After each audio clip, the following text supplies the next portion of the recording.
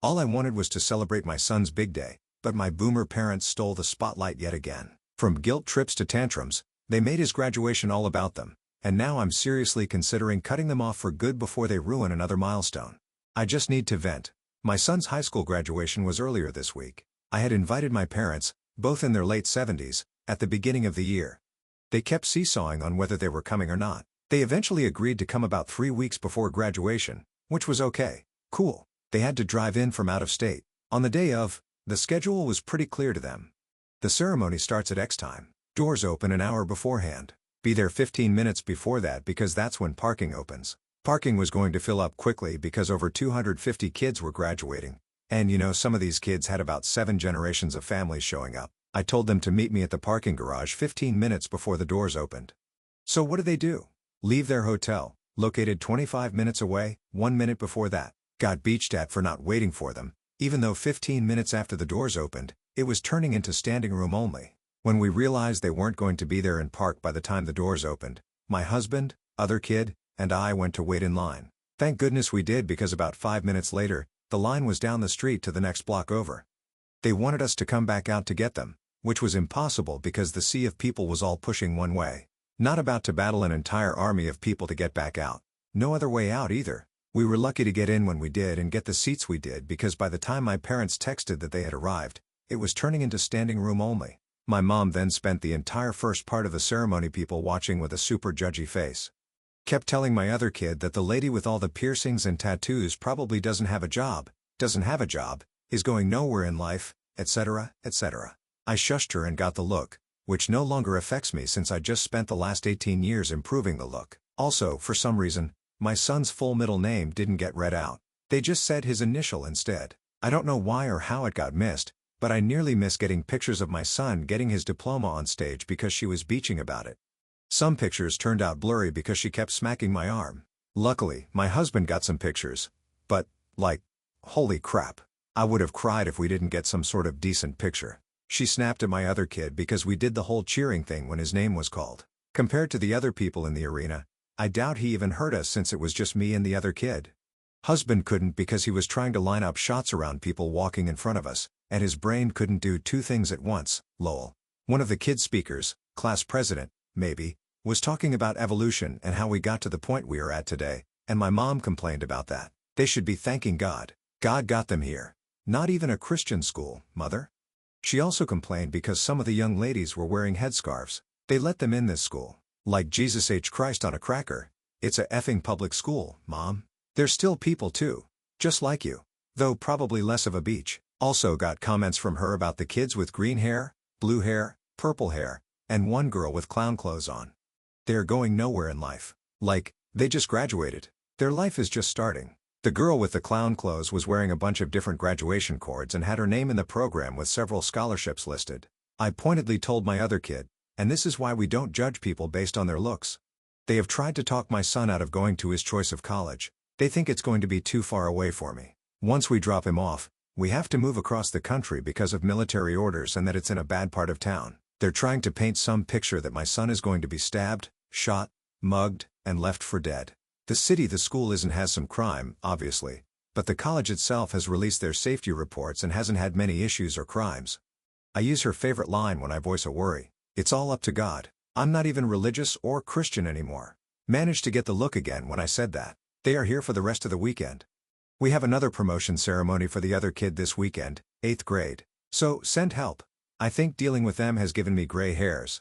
Top/relevant comments. Commenter, why continue a relationship with this person regardless of familial connection?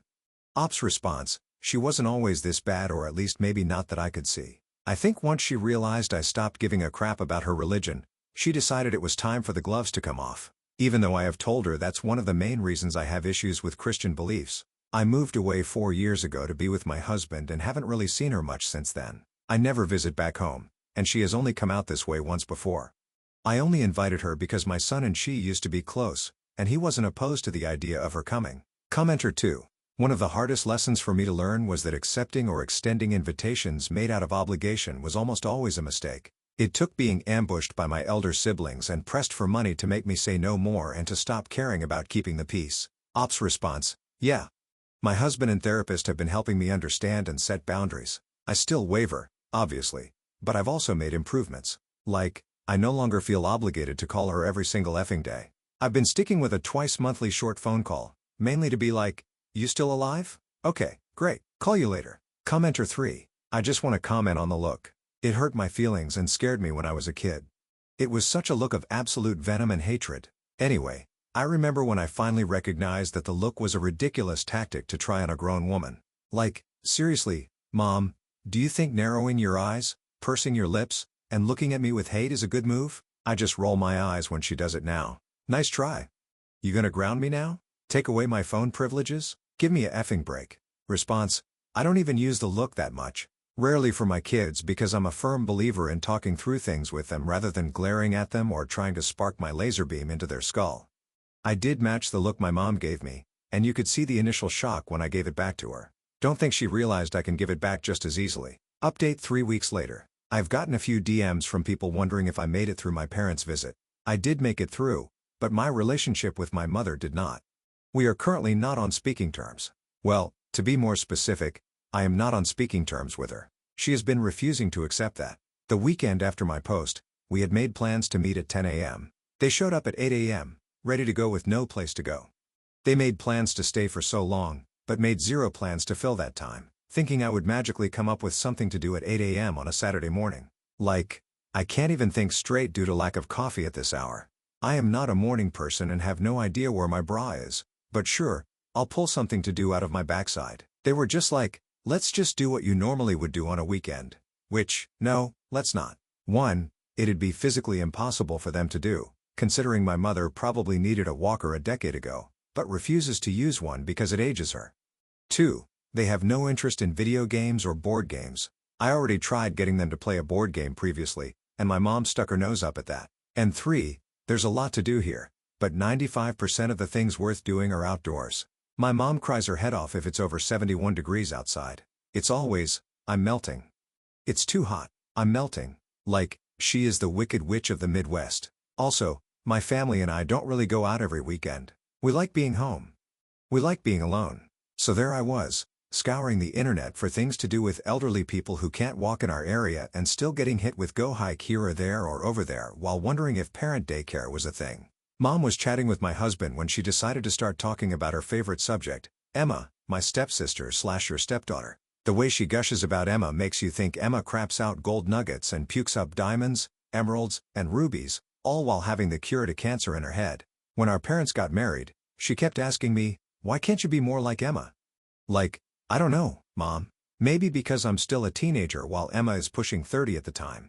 Naturally, Emma was going to be more ahead in life. But from the day they married until now, I was constantly compared to Emma, told to be like Emma, and occasionally called Emma. When I had a mental breakdown in my early 20s and ended up in the psych ward, I was told to get over it or return to God. But when Emma had a similar situation, it was all she needs, all the help she can get. Emma marries a crap stain of a man who abused her, and my mom is ready to scorch the world. But when I was dating a guy who turned abusive, it was my fault. You get the point. I have no real issue with Emma. Though, it took me quite a bit of therapy to get to the point where I no longer resented her. These days, we are mainly Facebook friends, liking each other's random photos. So she is gushing to my husband about Emma.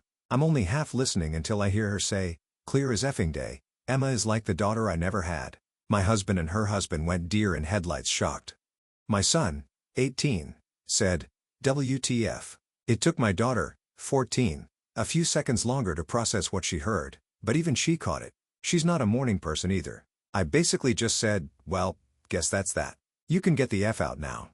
Of course, I was hit with the, "What did I do?" My son repeated what she said, so she started her gaslighting BS.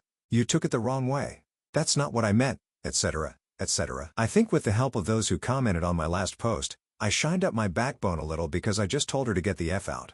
My husband says I told her, "If you don't have a daughter, then why the F do I have some crusty old farts in my house," and threatened to throw all her crap out the window. I don't remember saying any of that, but my son backs it up.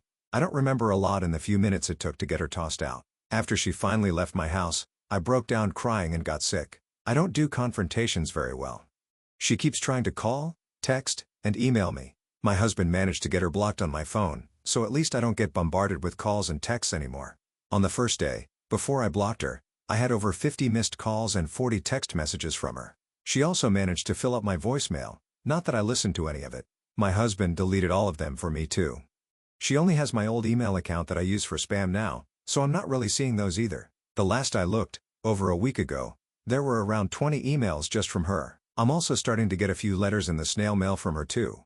So, oh, joy. I guess she told some sob story to Emma too because she reached out to me. Luckily, she listened to my side and just told me, good for you. She also told me she has never been a huge fan of my mom for reasons like this, but only plays nice and stays civil for her dad's sake. That made me feel a little better knowing that Saint Emma dislikes her too. I was a mess for about a week after everything happened. Still I'm a mess, but less so. My husband and kids have been working hard to distract me, and I've been keeping up with my therapy sessions every week.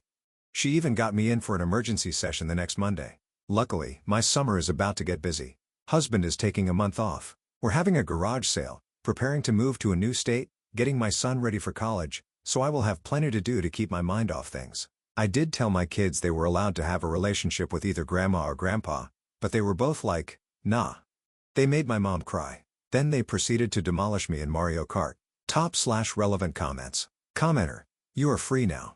You no longer have to try and earn their respect.